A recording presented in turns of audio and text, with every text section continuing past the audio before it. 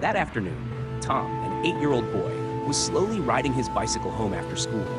The sun had already set behind the bamboo grove, the wind was blowing hard, and dry leaves rolled restlessly along the road. Suddenly, he heard a faint whimper coming from the roadside bushes. Tom stopped his bike and curiously stepped closer. Inside the thick grass was a tiny puppy, its body covered in mud, one leg severely injured and bleeding. Its small frame curled up in pain and cold, breathing faintly. Its eyes looked at Tom as if begging for help. Tom's little heart tightened. He sat down and gently stroked the puppy. "Poor thing? What happened to you?" Without hesitation, Tom took off his jacket, wrapped the puppy in it, and held it tightly to his chest. He pedaled as fast as he could toward home, heart full of worry. He didn't know what he would do next, only that he couldn't abandon it. Light rain began to fall, but Tom didn't stop.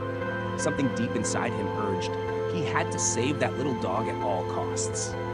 As he reached the gate, Tom called out loudly, "Mom! Mom, help me!" The door flung open.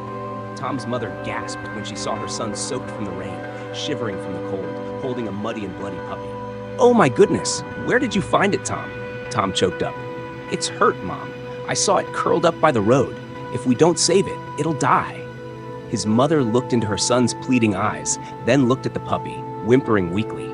She simply sighed and nodded. "All right, come inside. Let's get you both dry first." After cleaning and wrapping the puppy in a warm towel, the two of them hurried to the village veterinary clinic. On the exam table, the vet frowned as he examined the deep wound on the puppy's back leg. He shook his head and said quietly, "It's very weak. I'm afraid it may not make it." Hearing that, Tom stayed silent, holding the puppy tightly, now named Lucky, his eyes red with tears. He sat there in silence, gently stroking Lucky's wet fur and whispered, "Don't give up. You're not alone anymore. I'm here with you." That night, Tom decided he would stay awake and watch over Lucky, because he believed love was the strongest medicine. That night, the air in the veterinary room became unusually quiet. The soft yellow light fell gently on Tom's little face. He sat beside the small bed where Lucky lay motionless, breathing faintly.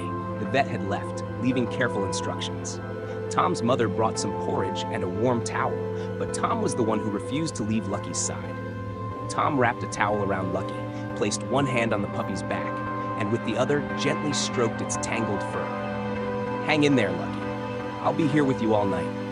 Outside, the rain continued to fall softly. In that small room, a child's heart was holding on to a fragile hope for a tiny life. Toward dawn, as the first light of morning quietly crept through the window, Lucky let out a soft whimper and opened its eyes. Its tiny tail wagged weakly. Tom jumped up. "Mom! He's awake! Lucky's alive!" His mother smiled with tears in her eyes, hugging both of them. In that moment, three lives that once seemed so separate had truly become a family. From the day Lucky recovered, he became Tom's closest friend. The little puppy not only followed Tom everywhere, but also developed a special habit.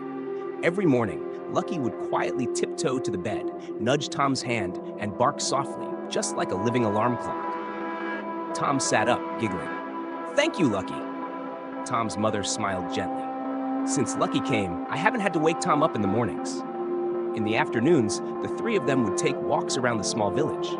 The villagers gradually got used to the image of the boy and the little dog always walking side by side, quietly and warmly, like two inseparable best friends.